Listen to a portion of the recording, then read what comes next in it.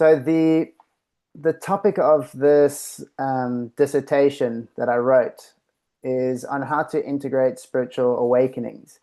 So the quote that I chose is a really famous quote by a really famous philosopher called Joseph Campbell. And it's the cave you fear holds the treasure you seek. And it's a really good quote for this specific topic, especially with the process of spiritual awakenings, because spiritual awakenings can mean many things, but the one thing that seems to be certain about spiritual awakenings is they take you to a specific place. And what I mean by that is it's not just an awakening on one level, it's an awakening to multiple levels.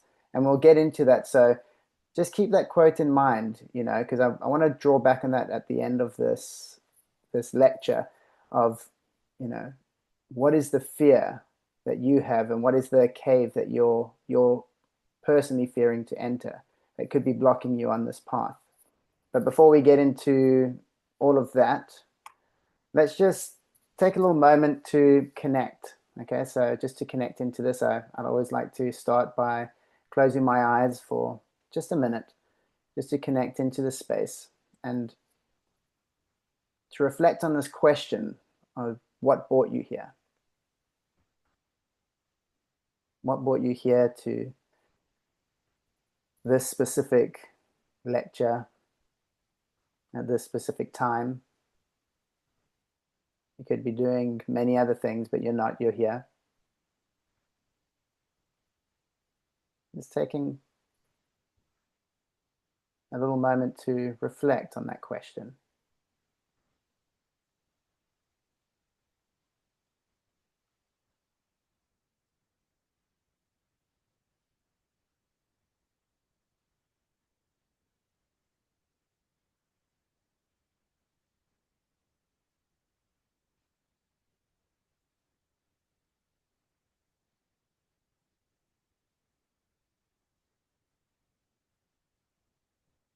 Okay. Whenever you feel ready, you can open your eyes.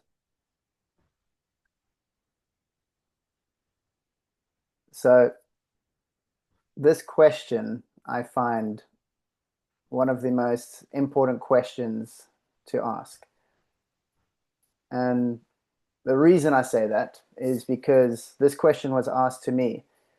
And it was asked to me not long after I actually took this photo. I was in the Himalayas here, and my friend was in front of me. I took this photo, and it just is a classic example of where I was at that stage, just searching. And we were in Nepal, and we made our way through Nepal. We hiked through Nepal. We made our way through to India, and one of my friends was there, and he really wanted to go and see this teacher, this whole guru thing. And I wasn't that interested, but I decided to go anyway. And as soon as I got there, I sat down, and this, you know, typical white robe, white beard dude walks in and sits in the chair, and we're all sat there. I'm kind of skeptical, listening, just there because my friend's there. And he asked the question straight off the bat, what brought you here? And in my head, I'm just like, yeah, my friend wanted to come. That's why I'm here. My friend wants to come, so I'm just here. And then he went on to continue talking, and he ended up saying, I know what brought you here more than anything, and it's divine grace. And as soon as he said that specific word, it just hit me. And it took me back to this experience I had in my early 20s of this spiritual awakening that I had. And it was a really profound experience. I remember I was just driving in traffic, you know, kind of a bit of a party boy, doing my thing, just the normal everyday person who would go surfing on the weekends, hanging out with friends, going out, drinking and partying on the weekends. Nothing wrong with that, but just that's just what I was doing. I wasn't really pursuing a spiritual path at all. And I came across this philosophical talk by a guy called Alan Watts. And as soon as I put the talk on, my friend sent it to me. As soon as I put it on, no word of a lie, within like 30 seconds, I just started to get these goosebumps up my arms and my body. And then all of a sudden, it was just like this flash of lightning hit me. And that was it. It was just this instantaneous recognition of who I felt I really was. And my entire worldview changed in a split second. It was instantaneously. I remember up until that point, I had severe anxiety. I was really struggling with anxiety to the point where I was having panic attacks on a weekly basis. And after that experience, I was all gone. Anxiety disappeared. My life changed completely. And then I just devoted my life to the spiritual path ever since then. And I can't explain it. I couldn't explain it at the time. And so when this teacher said to me, like, what brought you here? It took me back to that moment because that was divine grace. He explained it, and that was that moment. And when I look back, that was a specific moment that brought me to that place. Because after that, I changed my life. I started pursuing things. I started chasing truth. I started studying. I started following my heart, which ended up taking me over to Nepal and over to India. And it was true. The thing that brought me there was grace. So the reason I like to share that is because that's what brought you here to this lecture. You know, some of you have experienced grace in some way, whether it would be a profound shift like myself or just a gradual curiosity. Grace shows up in many different ways, but it's something that pulls you for a search for meaning in life, like something's missing. And that's the most important thing to recognize is what brought you here. So to go into what a spiritual awakening is let me just move this out the way. So to go into what a spiritual awakening actually is, it's, as I mentioned, it's a shift in worldview.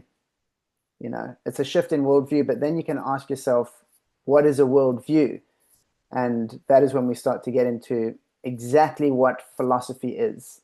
And it's quite important to understand philosophy because a lot of the times when we don't know what philosophy is, we don't know what our actual worldview is. So, for example, materialism is a scientific worldview.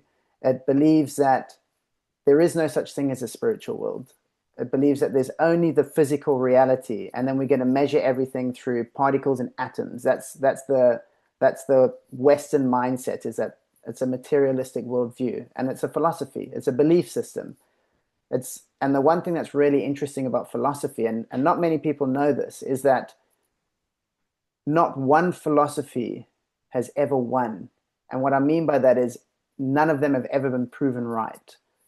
And that's why they call them philosophical beliefs. So even science is based on a belief of materialistic worldviews. They haven't proved that the world and the universe is only matter. So they haven't actually won. They say their claim is they haven't proved it yet, and they try and claim that, for example, the experience of being conscious comes from the brain. But then you get someone else from a different philosophy, like a dualist, which you can see in the middle. I'll go into the images to explain, is that the dualist means dual, it means two and double. So for example, there is the material world, but there is also a spiritual world. And that is the philosophical claim of dualism. And for example, that's where religion sits. And there's a really good movie, a really, really good movie. If you ever want to watch a movie that helps you actually understand where your philosophy leans towards, watch a movie called The Exorcism of Emily Rhodes. It will either terrify you or it won't. And if it doesn't terrify you, it means that you're coming from a materialistic viewpoint. And if it does terrify you, it means that you're coming from a dualistic viewpoint. Because it's about this, it's based on a true story, which is actually makes it quite scary, is that there's this girl that gets possessed, and she goes to church, and everyone says that she's possessed, but then she goes and sees a doctor, and they say no, she's got schizophrenia, bipolar, and multiple personality disorder, because she has all the symptoms of that too. And then the church is saying one thing, and then the doctors are saying the other thing. But this girl, her experience, she believed that she was possessed. So she ended up going off her medication and ended up going towards the church and ended up doing a exorcism and ended up dying. And the whole movie's, it's not a spoiler alert, it's a very well-known story. And the whole movie's based on the court case of the the church going to court and fighting their way out. And at the end of the day, the judge is sat with two worldviews, and all the evidence points clearly from a materialistic viewpoint that she was mentally ill, and if she took a medication, she would have been okay. And all the evidence points equally as strong to the religious point of view or the dualistic point of view, which is she was possessed and she carried all the symptoms of that too. And the judge was set with this philosophical clash where you couldn't choose. You couldn't choose because both the evidence were compelling enough to make both of them right. It's a really good movie. I'd highly suggest watching it. It's a really good philosophical debate. And then you go into the third philosophy, which you could call non-dualism. So the reason these images are here, you can see materialism is all about the physical reality. Dualism is all about the dual. So you can see there's a person laying in bed, which is a physical world, and then there's a dream state, which is like the duality between spirit and physical. A non-dualistic perspective. This is a really interesting perspective. They claim the opposite of the materialistic worldview, and they're saying there's no such thing as a physical world, which is quite mind-blowing. You go into non-dualistic schools of thought, they say all of this is nothing other than a dream. In the same way that when you have a dream at night, it seems real until you wake up. All the material and the matter in your dream feels solid until you wake up and it's not. And the non-dualists claim that this experience and this reality that we are now is actually nothing other than a dream, and we'll wake up from one day and it's not real. So it's really interesting saying that there's no separation from anything in that non-dualistic realm. There's only one reality. So you can go deeper into that. There's if you guys ever want to look more into that, there's teachers such as Rupert Spira, Kashmir Shaivism. These are all non-dualistic schools of thought. So if you want to go deeper into that, it's a really interesting concept.